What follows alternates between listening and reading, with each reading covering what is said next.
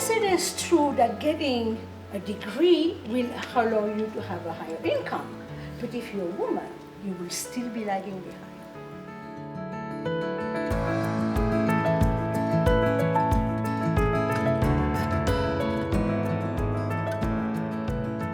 If you go in with a very authoritative mannerism, you're taken differently. We don't need to justify this. It's very much about posture, how we hold ourselves.